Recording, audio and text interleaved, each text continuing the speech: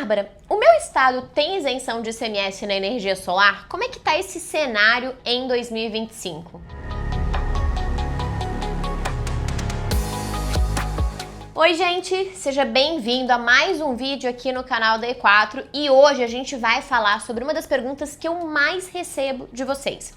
E a verdade é que, mesmo com o avanço da energia solar, o ICMS ainda é motivo de muita dúvida e muita polêmica. Então, para te mostrar um mapa completo, com um panorama atualizado de 2025, a gente precisa entender duas coisas muito importantes. O que é o ICMS e onde que a energia solar entrou nessa história e nessa polêmica. O ICMS é um tributo estadual aplicado sobre a comercialização de bens e serviços, incluindo a energia elétrica. No Brasil, sempre que um consumidor compra energia da distribuidora, ele paga ICMS na conta de luz, pois a aquisição de energia caracteriza, ela é um fato gerador para o pagamento desse imposto. Agora, onde que a energia solar entra nisso tudo? Quando você instala um sistema de geração distribuída, como o da energia solar, você gera energia durante o dia, por exemplo, injeta o excedente na rede da distribuidora e recebe esse excedente ou um crédito para compensar o consumo à noite ou em dias nublados, enfim, quando a sua geração foi insuficiente. E é aí que começa a polêmica. Se eu gero a minha própria energia e eu uso esses excedentes para compensar o que eu consumo da rede, ainda faz sentido eu ter que pagar ICMS sobre o meu consumo integral da rede de distribuição? Bem, lá em 2012, quando a ANEEL criou o sistema de compensação de energia elétrica com a resolução 482, os estados, que são os responsáveis por definir as regras de ICMS, se reuniram e decidiram que sim, deveria haver a cobrança, como se nada tivesse acontecendo. A justificativa deles foi de que, mesmo compensando essa energia que ele consumiu da rede, o fato do consumidor ter consumido a energia da rede é fato gerador para o pagamento do imposto. Ou seja, compensar o que você consumiu não apaga esse fato gerador que aconteceu primeiro. O setor solar, por outro lado, e eu inclusive, entendemos que isso é uma troca e não uma venda. E se não tem venda, não deve ter imposto. E aí, para tentar resolver esse impasse, em 2015 surgiu o convênio 16 do CONFAS, que permitiu aos estados conceder a isenção de ICMS sobre energia compensada, desde que o sistema tenha até 1 mega de potência e participe do sistema de compensação em duas modalidades, autoconsumo local e autoconsumo remoto, ou seja, na mesma titularidade entre gerador e beneficiárias. De lá para cá, todos os estados já aderiram ao convênio. Mas como a gente está no Brasil e nada que é simples, cada estado passou a interpretar isso de um jeito.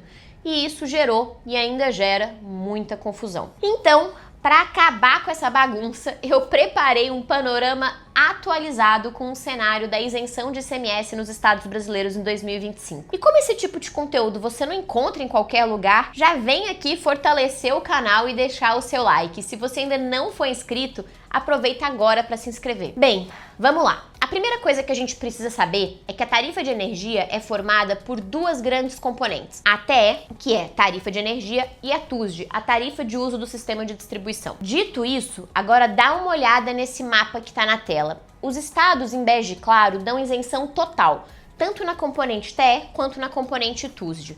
Já por outro lado, esses estados que estão em vermelho dão isenção somente na componente TE. Ou seja, mesmo gerando a própria energia, o consumidor vai pagar ICMS sobre a componente TUSD, mais ou menos metade da tarifa. Essa interpretação acontece por causa de uma leitura que esses estados fazem do convênio 16 de 2015 do CONFAS. E os estados que vocês estão vendo marcados aqui em marrom são os estados do Sudeste e eles são um caso à parte. Além deles terem aderido ao convênio 16 do CONFAS, eles também criaram leis estaduais próprias, o que muda a regra do jogo nessa região. Tudo começou com Minas Gerais, que lá atrás inovou e criou uma lei garantindo a isenção de ICMS para projetos de geração distribuída solar fotovoltaico de até 5 megas. Lembrando que no convênio do CONFAS é até 1 mega. Incluiu não só as modalidades de autoconsumo local e autoconsumo remoto, mas também a geração compartilhada e o EMUC, os empreendimentos com múltipla unidade consumidora. Quando Minas Gerais fez isso, o estado abriu espaço para que os outros estados da mesma região geográfica, por isso o Sudeste, copiassem o modelo. o que no direito tributário a gente chama de colagem. O resultado disso é que hoje, em todos os estados do Sudeste, os projetos de solar fotovoltaica têm isenção desde que tenham até 5 megas em todas as modalidades de compensação. Mas existe uma diferença importante. Em Minas Gerais, a isenção vale tanto para TE quanto para TUSD, mas nos demais estados do Sudeste, houve uma escolha deles de dar a isenção somente sobre a TE. E tem um ponto muito importante aqui, presta atenção. Para alguns estados do Sudeste, essa isenção, que hoje é de 100%, começa a ser reduzida a partir de 2029, caindo 20% a cada ano até chegar a zero em 2032. Isso acontece porque a lei original de Minas Gerais, que inspirou, permitiu essa disposição nos outros estados do Sudeste, ela foi lá atrás considerada inconstitucional, porque ela não respeitou o CONFAS.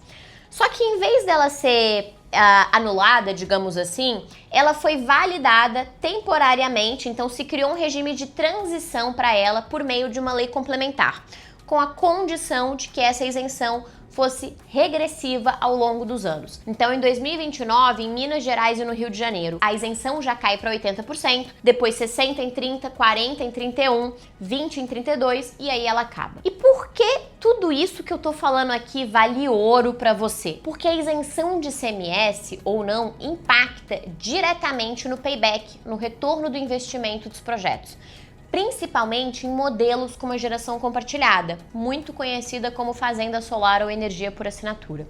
Se você não considera isso na regra de montar o projeto, fazer a análise de viabilidade econômica, você pode errar no retorno, na margem e mesmo na viabilidade real do negócio. Lembrando que esse cenário é dinâmico, então se você estiver assistindo esse vídeo após 1 ano de eu ter publicado, pode ser que ele tenha mudado. Então fica sempre atento aqui no nosso canal, no YouTube e no Instagram, que a gente vai postar novidades sobre esse assunto para você se elas saírem. A verdade, no final do dia, gente, é que nada no setor solar é simples. Então, se você chegou até aqui, já clica no vídeo do lado e bora continuar desvendando esse setor sempre cheio de surpresas.